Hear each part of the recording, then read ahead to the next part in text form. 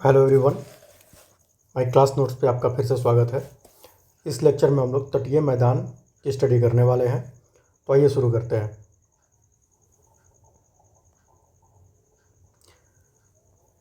देखिए, प्रायद्वीपीय भारत के पूर्व एवं पश्चिम में तटीय मैदान अवस्थित हैं, जिन्हें पूर्वी तटीय मैदान एवं पश्चिमी तटीय मैदान कहते हैं। बंगाल की खाड़ी एवं पूर्वी घाट श्रेणी के मध्य पूर्वी तटीय मैदान अवस्थित हैं, जबकि अरब सागर एवं पश्चिम घाट श्रेणी के मध्य पश्चिम तटीय मैदान अवस्थित है। यहाँ एक बार हम इसको देखते हैं। ये देखिए, ये जो पूरब साइड में आपको दिख रहा है ये पूर्वी तटीय मैदान है, और यहाँ है बंगाल की खाड़ी, और इधर है अरब सागर, और ये जो आपको दिख रहा है ये इतना एरिया ये पश्चिम तटीय मैदान है। ठीक, इस मैदान की उत्पत्ति प्लेस्टोसिन काल में सागर तल में परिवर्तन, यानी समुद्र के जो नितल है, जो तल है, उसमें कुछ परिवर्तन हुए थे, उनसे हिमालय के निर्माण के समय प्रायद्वीपीय पठार के तटीय भाग में उमज्जन एवं निमज्जन, यानी भूमि का ऊपर उठ जाना उमज्जन है और भूमि का नीचे अवतरण हो जाना निमज्जन है, तथा उसके ऊपर सागरीय तरंगों के निक्षेपण एवं नदियों के द्वारा लाए गए अवसाद के निक्षेपण से निर्मित है पूर्वी तटीय मैदान। आपके सामने स्क्रीन पर पूर्वी तटीय मैदान दिख रहा है। तो ये देखिए, उड़ीसा में इसको उत्कल तट के नाम से जाना जाता है, और यहाँ पे कुछ स्पेसिफिक लोकेशन है, जैसे पारादीप है, चिल्का झील और गोपालपुर। तो गोपालपुर से लेके और एक तरीके से पूरे उड़ीसा को कवर कर दिया जाए अगर, तो उत्कल तट की प्राप्ति होती है। तो उत्कल तट पूर्वी तट का ही एक पार्ट है, जो गोपालपुर के उड़ीसा से शुरू होता है, ठीक, ऊपर की तरफ। उसके बाद आपको आंध्र का मैदान मिलेगा, और इस पे कौन कौन से पोर्ट हैं? विशाखापट्टनम है, मछलीपट्टनम है, काकीनाडा है, और गोदावरी नदी आंध्र के मैदान में ही प्रवाहित होती है, और साथ ही कृष्णा भी, और जबकि उत्कल तट में महानदी प्रवाहित होती है। ठीक, उसके बाद पुलिकट झील आपको देखने को मिलेगी कहाँ पे? आंध्र का मैदान और कोरोमंडल तट, यानी आंध्र प्रदेश और तमिलनाडु के बॉर्डर पे है कौन सी? पुलिकट झील, और इसमें कावेरी नदी मुख्य नदी है, और साथ ही पेन्नार, पलार, वैगई और ताम्रपर्णी, ये सारी नदियाँ प्रवाहित होती हैं। और तमिलनाडु में पूर्वी तट को क्या कहा जाता है? कोरोमंडल तट। ठीक, तो यहाँ मेन उत्कल तट, आंध्र का मैदान और कोरोमंडल तट, ये तीन पार्ट हैं पूर्वी तट मैदान के। एक बार इसकी डिटेलिंग देखते हैं। उत्तर में बंगाल डेल्टा से लेकर दक्षिण में कन्याकुमारी तक इस मैदान का विस्तार है। उड़ीसा में गोपालपुर के निकट यह मैदान न्यूनतम चौड़ा है, जबकि दक्षिण में कोरोमंडल तट के पास अधिकतम चौड़ा है। एक बार इसको डायग्राम से वेरीफाई करते हैं। ये देखिए, यहाँ इसकी चौड़ाई जो है वो न्यूनतम है, और ये है बंगाल का डेल्टा, जहाँ गंगा रिवर आके मिलती है बंगाल की खाड़ी में, यहाँ तक ये मैदान है। और उत्कल तट के पास कैसा है? सबसे कम चौड़ा है। लेकिन जो कोरोमंडल तट है, तमिलनाडु के आसपास का एरिया, यहाँ पे इसकी चौड़ाई सबसे ज़्यादा है। महानदी से कृष्णा तक को उत्तरी सरकार कहते हैं, जबकि बंगाल डेल्टा से लेकर कृष्णा तक को काकीनाडा तथा कृष्णा से कन्याकुमारी को कोरोमंडल तट। अब ये नदियों के आधार पर डिवीज़न है। जैसे महानदी नदी, ये रही आपकी महानदी, तो महानदी से लेकर कृष्णा तक को एक और नाम से जाना जाता है, कौन सा? उत्तरी सरकार। इसको उत्तरी सरकार कहते हैं। इसके साथ कृष्णा से लेके और कहाँ तक? पुलिकट झील, बंगाल डेल्टा से लेकर कृष्णा तक को काकीनाडा। यानी कि अगर यहाँ से ले लिया जाए तो यहाँ से यहाँ तक ये काकीनाडा के भी नाम से जाना जाता है। और कृष्णा से लेके कन्याकुमारी तक, यानी ये पूरा एरिया ये कोरोमंडल तट है। किसके आधार पे डिवीज़न है? ये डिवीज़न है नदियों के आधार पे। ठीक, लेकिन स्थानीय भौगोलिक विविधता के आधार पर यह मैदान 3 उप मैदानों में बटा है। कौन कौन सा? उत्कल तट, आंध्र का मैदान और कोरोमंडल तट, जैसा कि ऊपर डायग्राम में हमें पहले दिखा था। तो उत्कल तट के बारे में थोड़ी डिटेलिंग। इसका विस्तार बंगाल डेल्टा से उड़ीसा में गोपालपुर तक है, अभी देखा हमने। और यहाँ पे स्वर्णरेखा, ब्राह्मी एवं महानदी प्रवाहित होने वाली प्रमुख नदी हैं। और पारादीप इस तट का प्रमुख बंदरगाह है। ध्यान रखिएगा, पारादीप जो है ये लौह अयस्क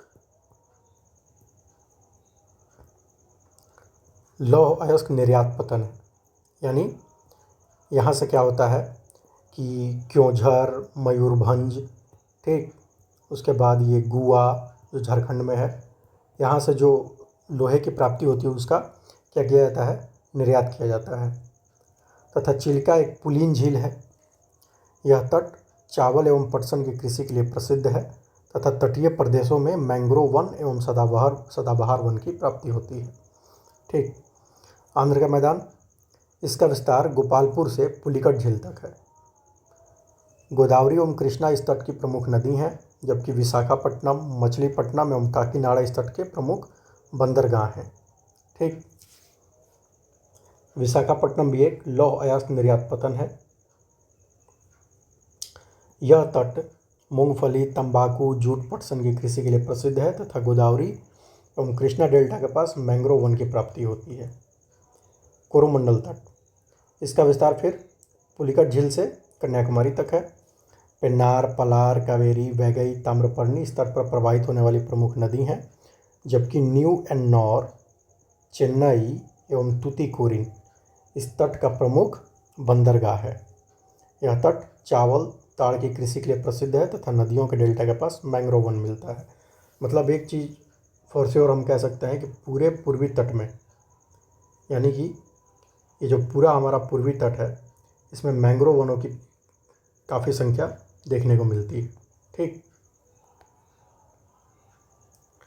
नेक्स्ट, पूर्वी तट की संरचना सरल रेखीय है तथा मग्न तट उम्मज्जन का उदाहरण है। मग्न तट होता है कि मान के चलिए कि ये अगर महाद्वीप है और ये महाद्वीप थोड़ा थोड़ा अब यहाँ से पानी में डूबना शुरू हुआ, ठीक है, तो ये जो पानी में डूबा हुआ इलाका है थोड़ा दूर तक, इसको क्या बोलते हैं? मग्न तट। तो प्रायद्वीपीय जो पूर्वी तट का जो तटीय प्रदेश है वो क्या है? उम्मज्जन का उदाहरण है, यानी यहाँ पे भूमि ऊपर उठ गई है। ये पिछले लेक्चर में हमने डिस्कस किया था कि इसका कारण क्या है। तो इसका कारण ये है कि तिब्बतन प्लेट के नीचे भारतीय प्लेट इस तरीके से अंदर घुसी थी कि उसका पश्चिमी भाग खड़ा था और पूर्वी भाग उत्तर पूर्व की ओर टिल्टेड था, मतलब झुका हुआ था, तिरछा टकराव हुआ है। इस तरीके से टकराव हुआ है, सीधा नहीं हुआ है, इस तरीके से हुआ है। तो क्या हुआ है कि पूरब साइड का भाग जो है वो उठ गया और पश्चिम साइड का भाग नीचे चला गया है। तो पूरब साइड का जो तट है वो किसका उदाहरण है? उम्मज्जन का। अतः यहाँ मग्न तट की चौड़ाई अधिक है। यही कारण है कि पूर्वी तट के सहारे प्राकृतिक बंदरगाह की संख्या कम है। विशाखापत्तनम इस तट का प्रमुख प्राकृतिक बंदरगाह है। तो प्राकृतिक बंदरगाह की संख्या क्यों कम है? क्योंकि देखिए, जैसे ही चौड़ाई अधिक होगी, इसका मतलब क्या हुआ? इसका मतलब ये हुआ कि ये रहा किनारा और यहाँ ये समुद्र है। ठीक।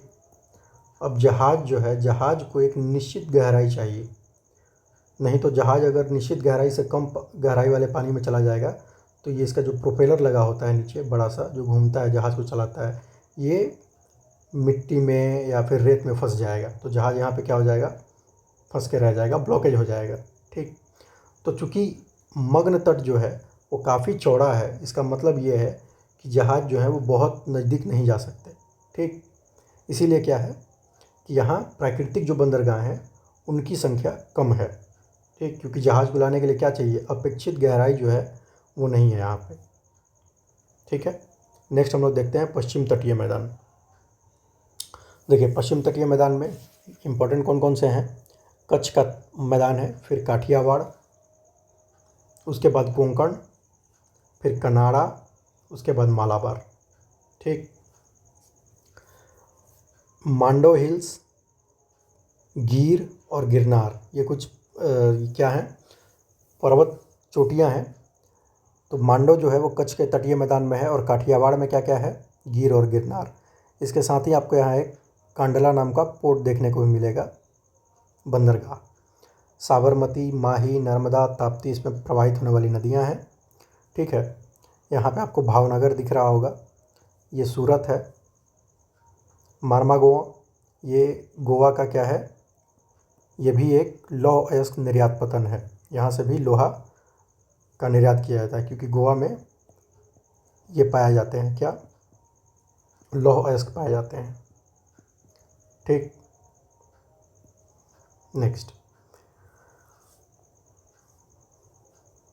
उत्तर में राजस्थान एवं गुजरात की सीमा से लेकर दक्षिण में कन्याकुमारी तक इस मैदान का विस्तार है, और स्थानीय भौगोलिक विशेषता के आधार पर इस मैदान को 6 उप मैदानों में रखा जा सकता है। कौन कौन सा? पहला है कच्छ का मैदान। कच्छ के मैदान का विस्तार राजस्थान गुजरात की सीमा से लेकर और कांडला बंदरगाह तक है। ये जो पूरा एरिया है ये यही है कच्छ का मैदान। कच्छ मूलतः एक द्वीप था जिसे सिंधु नदी के अवसाद ने भारत की मुख्य भूमि से जोड़ दिया है।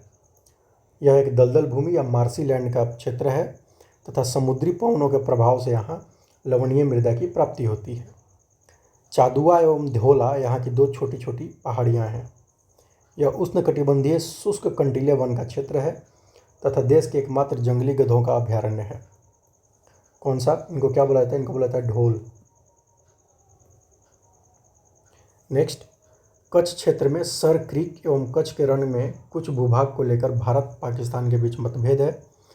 सर क्रीक में पाकिस्तान की मांग है कि वर्तमान सीमा रेखा से पूर्व की सीमा रेखा भारत और पाकिस्तान के बीच विभाजक हो, यानी अगर ये लाइन है अभी की, तो पाकिस्तान कह रहा है कि आप और इधर आ जाइए और ये इसको बनाइए ताकि ये जो एरिया हो वो पाकिस्तान को मिल जाए।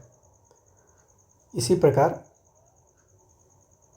कच्छ के रण में पाकिस्तान लगभग 9000 किलोमीटर से स्क्वायर से अधिक भूभाग पर दावा करता है। ठीक, कारण क्या है ये करने का? क्योंकि ऐसी आशंका है कि यहाँ पे पेट्रोलियम के अच्छे खासे रिजर्वायर हैं, यही रीजन है। कच्छ के रण में वर्तमान समय में 23.5 डिग्री उत्तरी अक्षांश से 27 किलोमीटर की उत्तरी रेखा जो है वही सीमा बनाती है। कौन सी? 23.5 डिग्री उत्तरी अक्षांश यानी कर्क रेखा। तो कर्क रेखा से 27 किलोमीटर ऊपर, 27 किलोमीटर ऊपर आप जाइए तो जो रेखा मिलेगी वही क्या है, वो सीमा रेखा बनाती है। ठीक, पाकिस्तान की इच्छा है कि 23.5 डिग्री उत्तरी अक्षांश को कच्छ के रण में दोनों देशों के बीच सीमा रेखा मान लिया जाए। तो पाकिस्तान क्या कह रहा है कि नहीं, कर्क रेखा को ही सीमा रेखा मान लीजिए ताकि ये जो एरिया है वो कौन ऑक्यूपाई कर ले, पाकिस्तान। काठियावाड़ मैदान, कांडला बंदरगाह से भावनगर तक का प्रदेश काठियावाड़ तक का तटीय मैदान है। भावनगर की लोकेशन देखी हमने, ये रहा भावनगर और कांडला। तो कांडला से लेकर भावनगर तक के बीच का एरिया क्या कहलाएगा? कांडला से लेके और भावनगर तक के बीच का एरिया जो है वो काठियावाड़ मैदान है। ये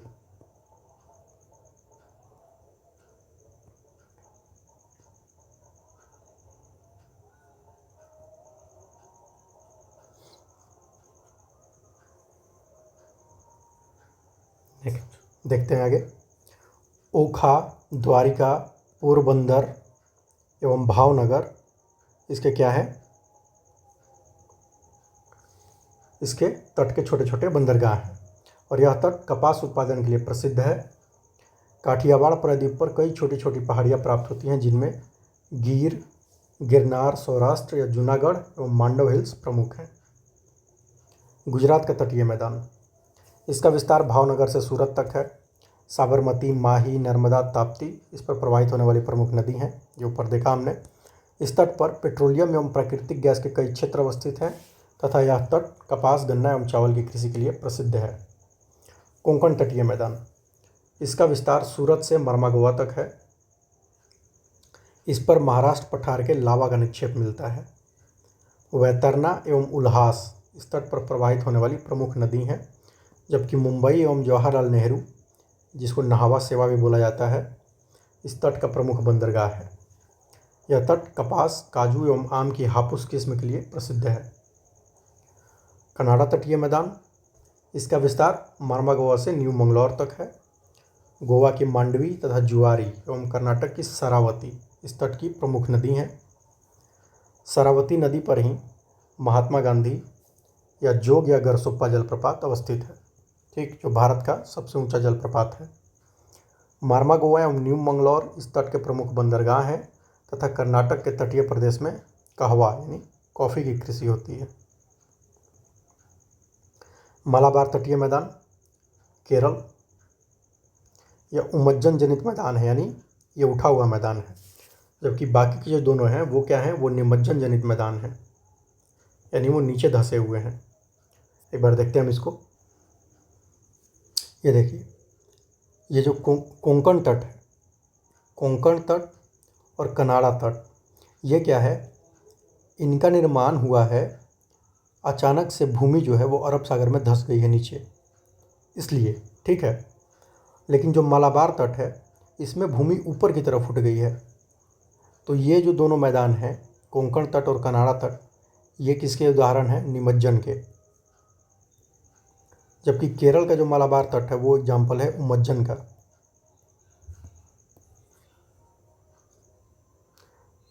अब हम डिटेलिंग देखते हैं फिर से। तो यह उमज्जन जनित मैदान है। इसका विस्तार न्यू मंगलौर से कन्याकुमारी तक है।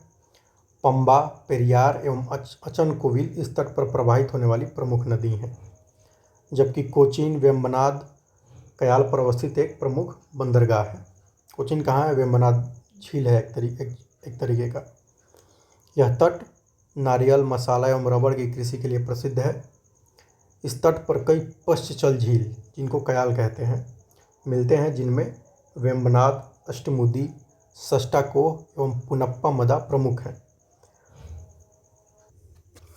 तो देखिए, कयाल क्या होता है, पहले हम एक बार इसको ये समझते हैं। जैसे कई बार सागर का जो जल है वो आसपास की भूमि में ट्रैप होकर रह जाता है, ठीक, और फिर ये पीछे छूट जाता है। सागर का पानी जब कुछ भूगर्भिक कारणों की वजह से पीछे हट जाता है तो ये पानी जो फंसा हुआ रह जाता है इसको कयाल झील बोलते हैं, ठीक। जैसे वेम्बनाड, अष्टमुदी, सष्टाकोह, पुनप्पा मदा, ये सारे क्या हैं, कयाल झील के उदाहरण हैं। कहाँ मिलते हैं ये, केरल में। इनमें जो पुनप्पा मदा कयाल है, इसी कयाल में प्रत्येक वर्ष नौकायान से संबंधित नेहरू ट्रॉफी का आयोजन हो जाता है, जिसको वालम कल्ली कहते हैं, ठीक, नौका रेस। इस तट पर मोनाजाइट बालू में थोरियम जैसे परमाणु खनिज की प्राप्ति होती है। अब इसमें नोट करने वाली एक बात क्या है कि पश्चिमी तट की जो संरचना है वो दंतानुरित है, यानी कटा फटा है, एवं कोंकण तट तथा कन्नड़ या कनाडा तट निमज्जन के उदाहरण प्रस्तुत करते हैं, देखा हमने। अतः इस तट के सहारे प्राकृतिक बंदरगाह की संख्या अधिक है। क्यों? क्योंकि जो अपेक्षित गहराई है, चूँकि भूमि का तुरंत अवतरण हो गया है, एकदम से भूमि नीचे धंस गई है, तो क्या है, यहाँ खाई मिलती है। तो खाई मिलेगी मतलब समुद्र में, तो क्या है, गहराई अधिक है, तो जल जो पानी के जहाज़ हैं वो काफ़ी किनारे तक आके डॉक कर जाते हैं, ठीक है। इस वजह से क्या है कि जो प्राकृतिक बंदरगाहों की संख्या है, यानी नेचुरली वो बने हुए हैं, उनकी संख्या ज़्यादा है पश्चिमी तट पर। तो ये हमारे तट समूह थे। अब हम देखते हैं द्वीप समूह को। प्रायद्वीपीय भारत के पश्चिम एवं पूर्व में क्रमशः अरब सागर एवं बंगाल की खाड़ी में कई द्वीप अवस्थित हैं, जिन्हें अरब सागर का द्वीप समूह एवं बंगाल की खाड़ी के द्वीप समूह के नाम से जाना जाता है। बंगाल की खाड़ी में अवस्थित द्वीपों का निर्माण ज्वालामुखी उद्भेदन की प्रक्रिया से हुआ है, प्रवाली जीवों के निक्षेपण से हुआ है, नदियों के अवसाद के निक्षेपण से हुआ है, जबकि अंडमान का मुख्य द्वीप जो है वो हिमालय का ही विस्तार है। यानी इसमें आपको कई तरीके के दिखेंगे, एक हिमालय का पार्ट है, दूसरा कुछ नदियों के अवसाद से भी बने हैं, कुछ जो प्रवाली जीव हैं उनके निक्षेपण से भी बने हैं, वो कैल्शियम की संरचना रहती है, उसके ऊपर प्रवाली जीव आके अपनी कॉलोनी बसाते रहते हैं। फिर ये कॉलोनी क्या हो जाती है, ये जब मर जाती है और इनकी डेड कॉलोनी के ऊपर ही नए प्रवाली जीव फिर से कॉलोनी बनाते हैं। तो ये करते करते क्या होता है, ये समुद्र के ऊपर आ जाते हैं और एक द्वीप का निर्माण कर देते हैं। ठीक। इसके अलावा ज्वालामुखी से जो निकल के लावा बनता है और वो लावा ठंडा होकर एक द्वीप का निर्माण कर देता है। ठीक है। तो बंगाल की खाड़ी में इतने तरीके के द्वीप पाए जाते हैं। ठीक। अब देखते हैं इंपॉर्टेंट द्वीप कौन से हैं। तो एक तटवर्ती द्वीप, वे द्वीप जो आधार रेखा यानी आसपास का जो तट रेखा है वहाँ से 5 किलोमीटर सागरीय क्षेत्र में अवस्थित हैं, यानी 5 किलोमीटर के रेंज में जो अवस्थित है उनको क्या कहा जाएगा, तटवर्ती द्वीप। जैसे न्यू मूर द्वीप, यह भारत एवं बांग्लादेश के बीच विवादित था परंतु अब यह डूब चुका है। गंगा सागर द्वीप, यह पश्चिम बंगाल में डेल्टा के मुहाने के पास है तथा यह एक सांस्कृतिक महत्व का स्थल है। इसी द्वीप पर कई बार क्या मतलब मेले का आयोजन होता है। ठीक है। व्हीलर द्वीप, यह उड़ीसा में महानदी के मुहाने के पास है और अब इसे एपीजे अब्दुल कलाम द्वीप कहते हैं। इसका चांदीपुर जो है वो डीआरडीओ का मिसाइल प्रक्षेपण केंद्र है। श्रीहरिकोटा द्वीप, यह पुलिकट झील द्वारा मुख्य भूमि से अलग है और एक प्रवाली द्वीप है तथा इसरो का सैटेलाइट प्रक्षेपण केंद्र है। ठीक। रामेश्वरम, यह मन्नार खाड़ी के पास तमिलनाडु में अवस्थित है तथा 12 ज्योतिर्लिंगों में से एक जो है रामेश्वर ज्योतिर्लिंग यहाँ अवस्थित है। यहीं पे राम जी ने भगवान शिव की एक शिवलिंग की स्थापना की थी लंका विजय के दौरान। ठीक।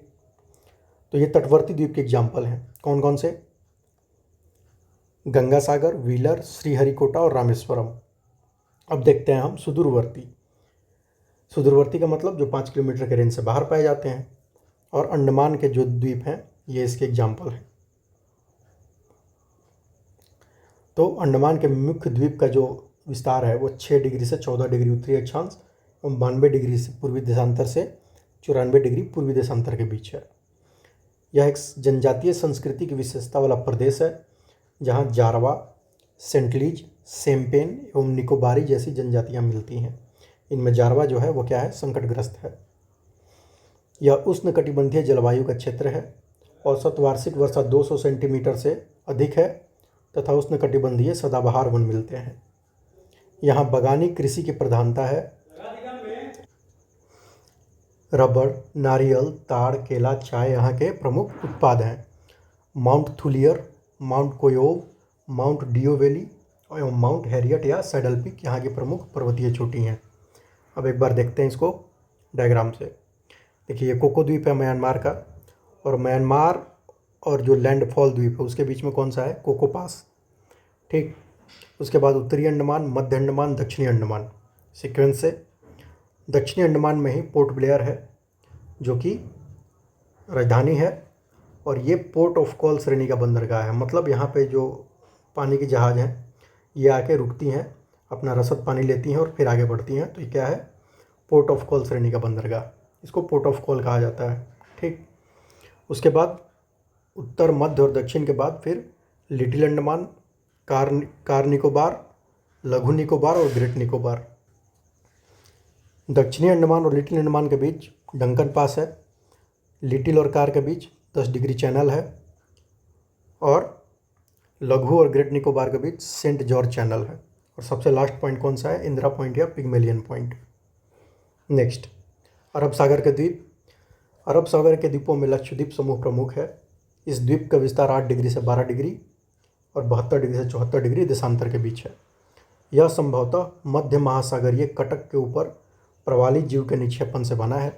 कहने का मतलब है कि अरब सागर में एक मध्य महासागरीय कटक है, कटक इन द सेंस की एक तरीके का, तो एक तरीके का ये क्या है, एक तरीके का पर्वत है जो समुद्र के नीचे है। ठीक। इसी के ऊपर प्रवाली जीवों ने क्या किया है, अपनी कॉलोनी विकसित की हैं, और इनके डेड बॉडी के ऊपर फिर कॉलोनियाँ विकसित होती जाती हैं और इस तरीके से प्रवाल द्वीप का निर्माण होता है। ठीक। यहाँ की जलवायु कैसी है, उष्णकटिबंधीय है और औसत वार्षिक वर्षा 200 सेंटीमीटर से अधिक है एवं सदाबहार वन की प्राप्ति होती है। आर्थिक तौर पर यहाँ नारियल, मसाला की खेती की जाती है। 8 डिग्री चैनल जो है वो मालदीव एवं मिनिकॉय के बीच है, और जबकि 9 डिग्री चैनल, इसको थोड़ा मिटा दिया जाए,